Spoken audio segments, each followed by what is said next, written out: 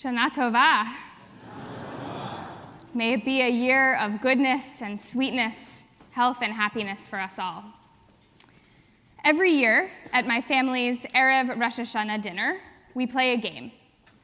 In advance of dinner, everyone writes down a few New Year's resolutions. Things like, this year I want to exercise more, or this year I want to do well in school, or this year I want to learn to play the guitar. Sometimes they get much more specific and creative. We write these resolutions down on little slips of paper, and we place them in a hat. When we sit down for dinner, we pass around the hat, taking turns reading a resolution aloud, and then we all guess who wrote it. We laugh when someone has put in the same resolution for the past 10 years, or when someone writes their resolution to sound like it came from someone else. Inevitably, my dad will put one in that says something like, this year I want to be more like my dad, and try to convince people that my brother or I put it in the hat. Tonight, when I put in, this year I hope to keep becoming part of the Park Avenue community, I don't think anyone will have trouble guessing who it came from, either me or my husband Ben, but I'll still look around the table dramatically, like anyone could have written it, coming up with reasons why it just must have been written by my cousin. We all have our games, our songs, our recipes, our traditions. They are all ways for us to connect with one another and with Jewish ritual. That is the sweetness of the holiday. Apples and honey, they aren't our only sweetness. They're just one part of the stickiness that keeps us together. This resolutions guessing game, our unique family tradition, adds joy, laughter, and special memories to our holiday celebration. We enjoy the sweetness of the honey and create our own sweetness too. There's no symbol more associated with Rosh Hashanah than honey. And it's a symbol that takes on special significance for me and Ben this year. There's a custom of putting honey on challah every Shabbat during the first year of marriage. Ben's and my marriage is very new, and each Shabbat, when we smile at each other with a mouth full of challah and honey, our joy and sweetness is renewed. Now, I'm not unaware that a year ago on Erev Rosh Hashanah, Rabbi Cosgrove spoke about apples. But this evening, I'd like to focus on honey. We all know that we dip our apples and our round challah in honey in order to start the year off on a sweet note. That's what honey represents, sweetness and newness. But Rosh Hashanah isn't the only honey-worthy occasion for Jews. One of the most famous uses of honey in the Torah is the description of the land of Israel as Eretz Zavat Chalav Udvash, a land flowing with milk and honey. As the Israelites wandered in the desert for 40 years, growing weary and wondering if they would ever make it to the promised land, they could look ahead to sweetness, to honey in Israel. It was new to them as individuals and renewed to them as a people, knowing that their ancestors had been in Israel generations earlier. And so it is for us as well. Whether it's our first visit to Israel or our 100th, we rejoice in the sweetness of the land flowing with milk and honey. Honey continued to be a significant symbol for Jews in post-biblical times. In 12th century Germany, Jews began to give children a taste of honey on their first day of Jewish study. Sometimes they would even lick honey off of the letters of the alphabet. Why? So that the children would learn to associate Judaism and Jewish study with sweetness. That custom continues today in some communities. Who we are as Jews is tied into the sweetness of honey. These are all customs: dipping apples and challah in honey on Rosh Hashanah, children licking honey off the aleph bet on their first day of Jewish study, dipping challah in honey each Shabbat during the first year of marriage. They are ways that our people have found and created moments of sweetness in Jewish ritual.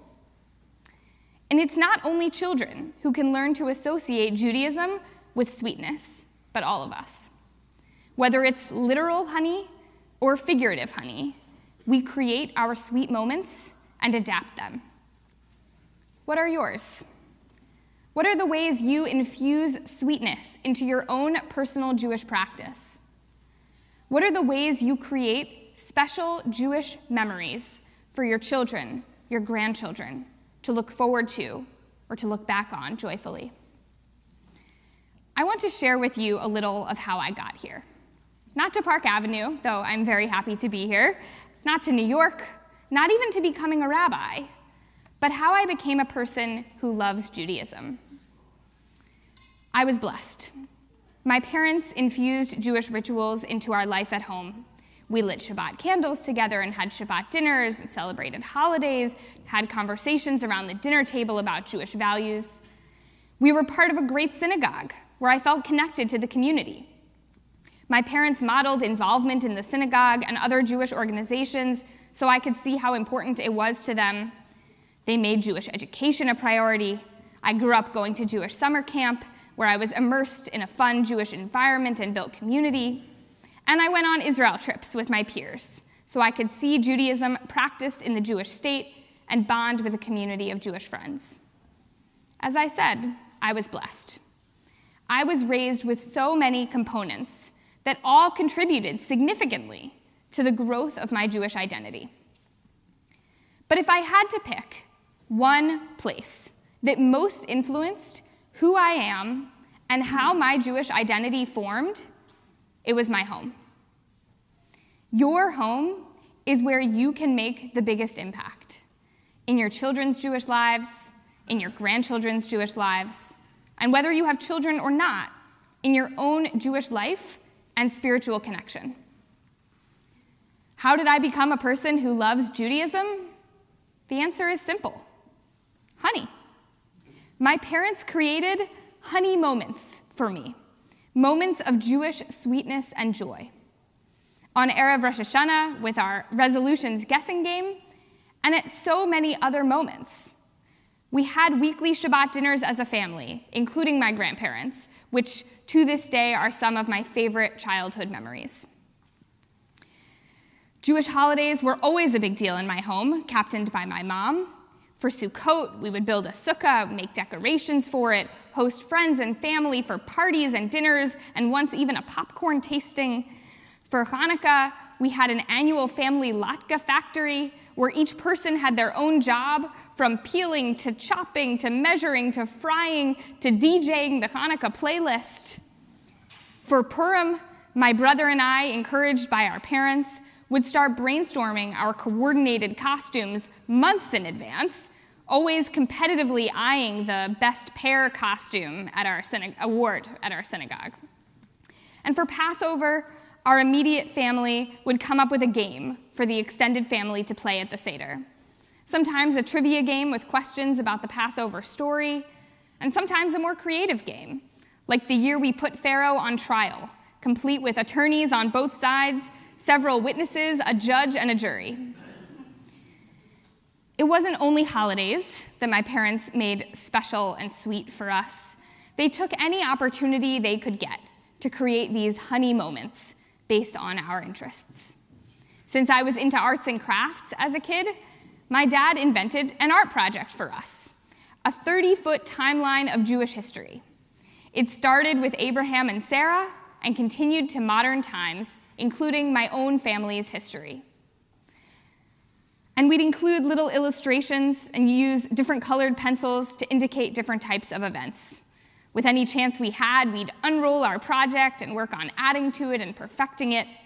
I remember the exciting day when we added my birth date to the timeline, a way for me to literally view myself as part of the Jewish story. Though I was never given literal honey to lick off of the Aleph Bet, I was given so much metaphorical honey, so much sweetness, so much joy in my Jewish upbringing. And that joy was connected to real Jewish content. Yes, much of it came in the form of food and games. But those foods and games were always related to conversations about what it means to be Jewish in America, how our ancestors fought to keep our traditions alive, and how important it is to stand up for what we believe in. It was challah, substance, dipped in honey, sweetness. That's how my love of Judaism grew. I recognize that my experience isn't everybody's. My parents, even with their jobs and community involvement, put countless hours into meticulously building my and my brother's Jewish identities. Not just to do something Jewish, but to do something Jewish that was content-rich and sweet. I was truly blessed. But here's my question for you, whether you have children or grandchildren or not. Do you have those moments? Because perhaps, as you think about what resolution you would put in my family's hat of New Year's resolutions, perhaps one of your goals for the year is to find more joy, more sweetness, more honey in your Judaism. Or perhaps one of your goals is to inspire your children or grandchildren to love Judaism. I can think of no better goal. The key is not just finding special, sweet moments, but creating them. Actively and purposefully creating special, fun memories. Lots of families do that by taking vacations together, going to baseball games, going hiking, going to amusement parks. The trick is to do it Jewishly, to put honey on the alphabet, to dip our Jewish rituals in honey like we dip apples in honey, to add joy and sweetness and special newness to what it means to be Jewish, so that in your kids' minds and your grandkids' minds and in your own mind, Judaism is sweetness. My parents created these honey moments for me. As a child, I didn't know that every Jewish family didn't have latke factories and put Pharaoh on trial and create personalized 30-foot timelines of Jewish history.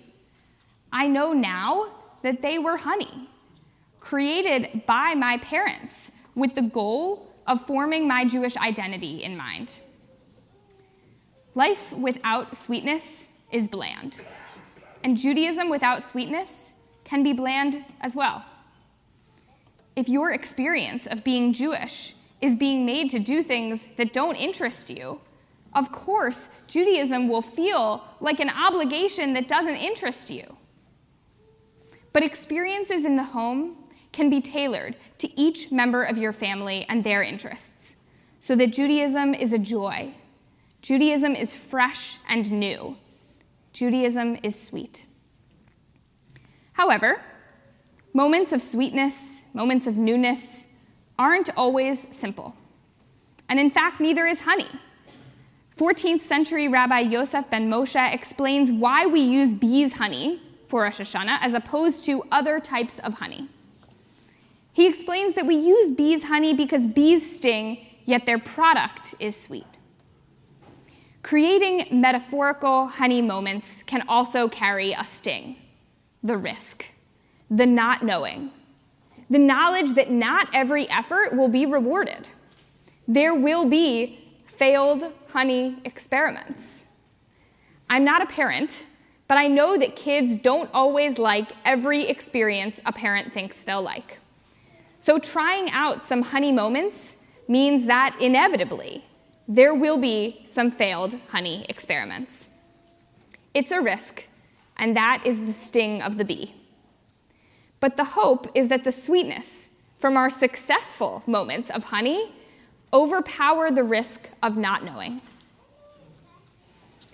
As we look at the blank canvas of the year ahead, what are the honey moments that you can create for yourself, for your children, and for your grandchildren? Discuss it around your dinner table tonight. As you dip your apples and challah in honey, ask each other, what would add sweetness to Jewish rituals for you? What would add sweetness to Shabbat? What would add sweetness to Sukkot in just a few weeks? What would add sweetness to being Jewish?